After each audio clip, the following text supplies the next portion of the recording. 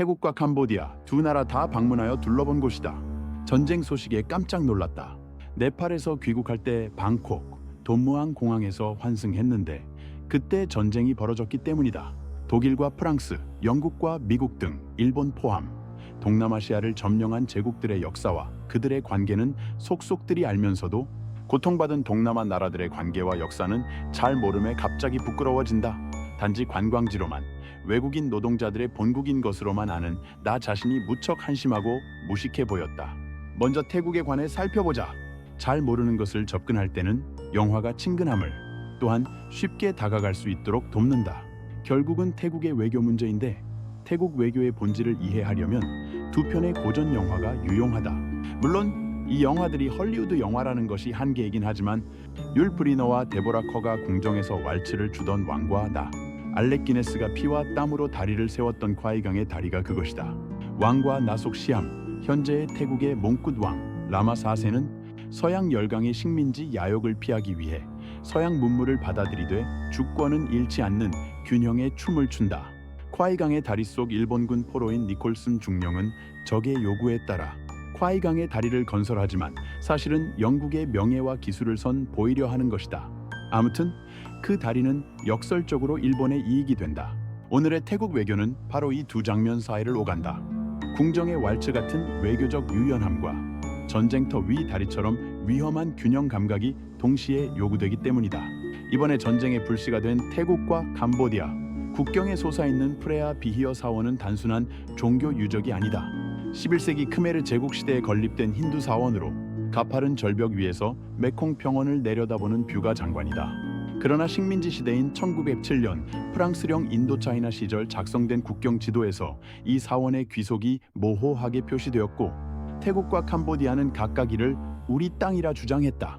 결국 1962년 국제사법재판소는 사원 자체의 소유권을 캄보디아에 인정했지만 사원을 둘러싼 주변 영토와 진입로의 소유권은 여전히 분쟁 상태이다. 따라서 이 사원은 태국에서는 잃어버린 영토의 상징이며 캄보디아에서는 역사적 승리와 민족 자존의 상징으로 인식된다. 이렇게 프레아 비히어 사원 문제는 단순한 국경 분쟁이 아니라 민족 서사와 국가 정체성의 충돌이기도 한 것이다. 2025년 7월 이 오래된 불씨가 다시 폭발했다. 태국과 캄보디아 국경에서 실탄 교전이 벌어지고 폭격과 전투기 공습이 이어졌다. 민간인 사상자 발생, 4만 명 피난. 태국과 캄보디아의 외교 관계는 사실상 단절됐다. 공식적으로는 프레아 비히어와 인근 유적지, 그리고 국경선 해석 문제로 촉발된 무력 충돌이지만 그 배경에는 카지노 경제권, 미중 패권 경쟁, 크라우나 프로젝트가 얽혀 있다. 태국 내에서 도박은 불법이지만 캄보디아 국경 도시들은 태국인 관광객을 위한 카지노 밀집 지대로 번창해왔다. 이곳은 단순한 오락시설이 아니라 정치 자금, 조직 범죄, 불법 금융 거래의 통로이기도 하다. 태국 군부와 보수 정치권, 캄보디아 권위주의 정권 모두 이 카지노 수익과 깊게 연결돼 있다. 따라서 국경 장악권은 곧 돈의 흐름을 통제하는 권력을 의미한다. 결국 프레아 비히어와 인근 지역에서 벌어진 무력 충돌은 문화유산을 둘러싼 민족주의 갈등이면서도 돈줄을 지키려는 경제 전쟁이기도 하다.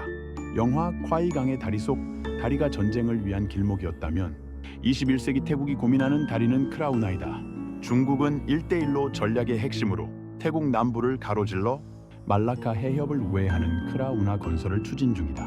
이 운하는 중국의 해양 패권과 에너지 안보의 결정적 통로가 될 수 있다.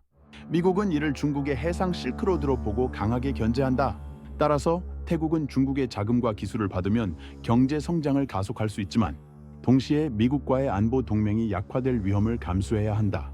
결국 태국은 공사착공을 미루고 조건을 바꾸며 때로는 검토 중이라는 말로 양쪽 모두를 붙잡아두는 외교를 한다. 이렇게 미중의 줄다리기 가운데 춤추는 국가가 바로 자유의 나라 타이, 태국이다.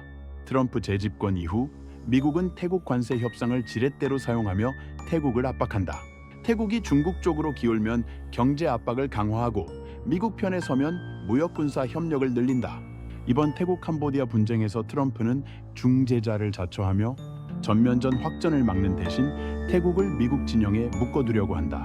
반대로 중국은 크라우나, 고속철도, 물류, 허브 개발로 경제 의존도를 높이며 태국이 완전히 미국 편으로 가는 것을 방해한다. 이렇게 태국은 강대국의 틈바구니에서 왕과 나의 왈츠처럼 유연하게, 그리고 콰이강의 다리에 다리 건설처럼 신중하게 발을 내딛는다. 이러한 태국의 지혜에 응원을 보내지만 외교는 콰이강의 다리 위의 왕과 나의 왈츠처럼 균형의 미학이지만 동시에 위험을 동반한다. 아무튼 오늘 태국은 다리 위에서 춤을 춘다. 한쪽 손에는 중국의 건설 계약서를, 다른 손에는 미국의 무역 협정을 쥐고 발끝으로는 캄보디아와의 전쟁 확전이라는 함정을 피한다. 이렇게 프레아 비히어 절벽 위 사원처럼 태국 외교는 늘 경계 위에 서 있다. 그 사원은 하늘과 땅의 경계에 있고 태국 외교는 전쟁과 평화의 경계에 있다. 왕과 나의 왈츠처럼 부드럽고 콰이강의 다리처럼 위태로운 이 춤은 번영으로 가는 다리가 될 수도 파국으로 가는 다리가 될 수도 있다. 결국 역사는 묻는다. 당신은 춤을 추는가 아니면 다리를 건너는가? 그리고 국제 정치는 속삭인다. 그 다리가 누구를 위해 세워졌는지 잊지 말라. 날씨 참 덥다. 떠나온 태국은 더 할 것이다.